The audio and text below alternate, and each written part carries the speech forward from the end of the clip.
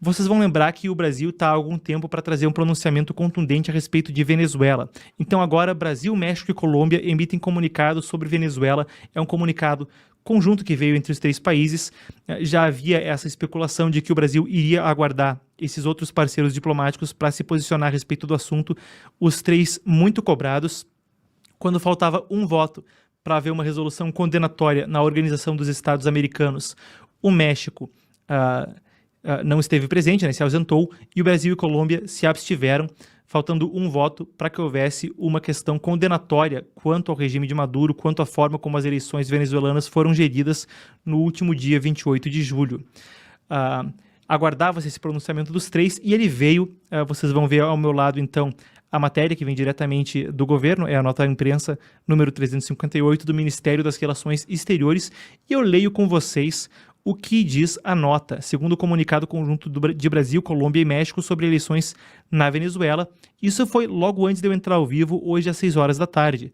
É tão curtinho que vale eu ler ele inteiro. Então, os ministros das Relações Exteriores de Brasil, Colômbia e México, por mandato de seus respectivos presidentes, reuniram-se de maneira virtual no dia de ontem, 7 de agosto de 2024, para continuar dialogando sobre a situação atual da Venezuela. Consideram fundamental a apresentação pelo Conselho Nacional Eleitoral da Venezuela, o CNE, dos resultados das eleições presidenciais de 28 de julho de 2024, desagregados por mesa de votação, ao tomarem nota da ação iniciada perante o Tribunal Supremo de Justiça da Venezuela sobre o processo eleitoral, partem da premissa de que o CNE é o órgão a que corresponde, por mandato legal, a divulgação transparente dos resultados eleitorais. Reafirmam a conveniência de que se permita a verificação imparcial dos resultados, respeitando o princípio fundamental da soberania popular.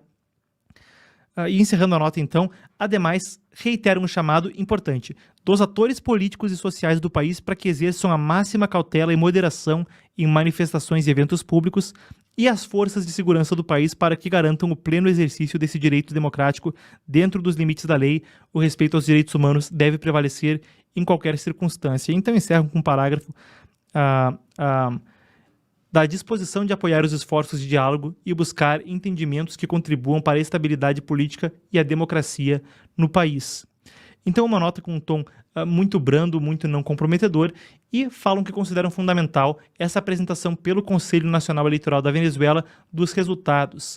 Então, as atas, documentos comprobatórios a respeito do voto na Venezuela, foram agregados, 82% deles, pela oposição venezuelana e divulgados online para que qualquer um possa auditar independentemente a eleição. Segundo a oposição, Edmundo González ganhou com 67% dos votos, e os Estados Unidos e outros países realmente apontam que houve fraude por parte de Maduro e que o vencedor de direito da eleição é Edmundo González, na sua oposição liderada por Maria Corina Machado.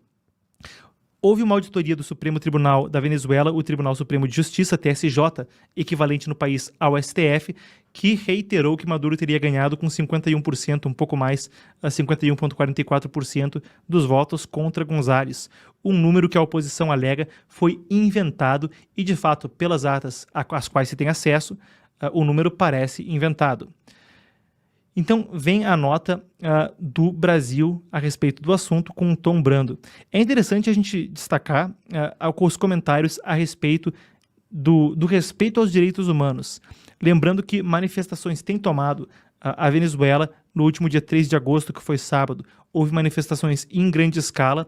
A oposição continua insistindo e não parece dar sinais de que irá aceitar a situação atual conforme o país mais e mais se torna tenso, enquanto também a atenção internacional diminui conforme o tempo passa. Em 2017 e 2020 houve situações parecidas e a gente ouviu o Roderick Navarro na última live que a gente fez na segunda-feira comentando o assunto do porquê dessa vez é diferente, que a Maria Corina Machado e essa oposição têm uma postura diferente de vezes anteriores.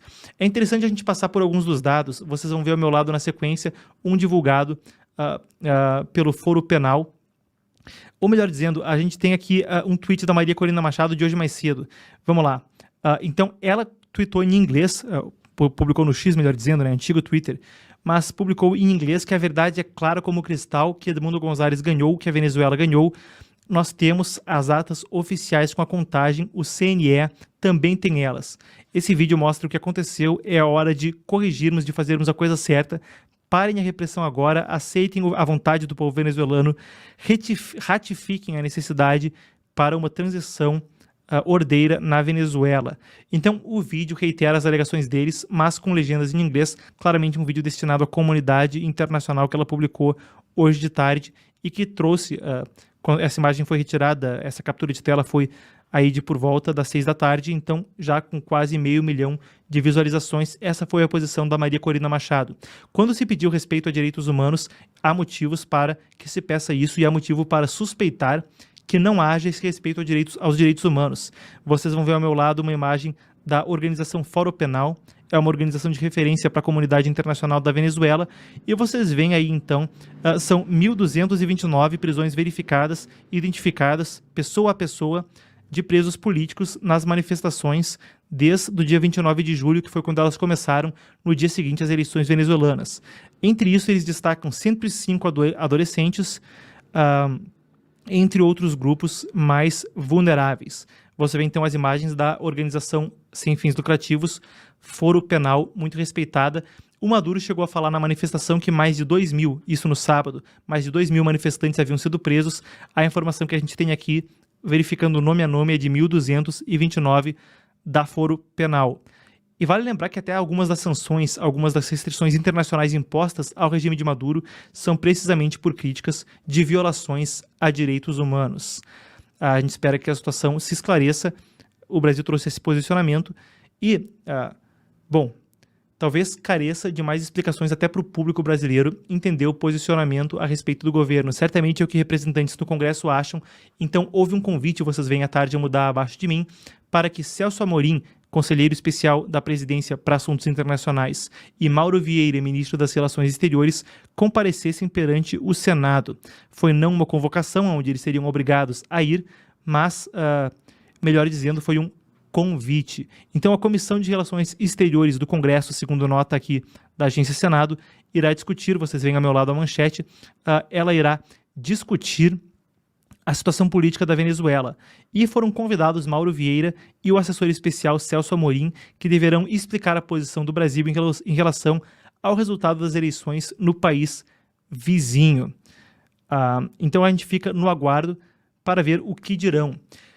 Celso Amorim e o próprio Lula têm sido aliados históricos de Maduro, já isso de longa data. Lula fez campanha pela eleição de Maduro em 2013 e é um aliado de longa data do próprio Chávez, organizações multilaterais de partidos de esquerda na América Latina, etc.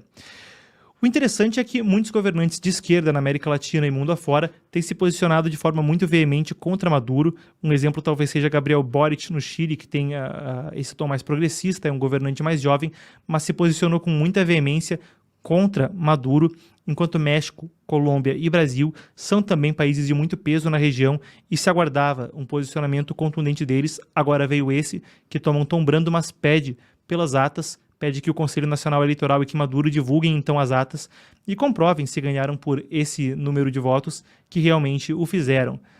Enquanto isso, Vieira e Amorim convidados para ir no Senado, a gente continua monitorando para ver se eles comparecem e o que dirão. Celso Amorim, que foi ministro das Relações Exteriores em gestões anteriores do Lula, é ele próprio uma pessoa que teve muito por trás dessa questão da Aliança Brasil-Venezuela, a aliança de Brasil com outros regimes da região.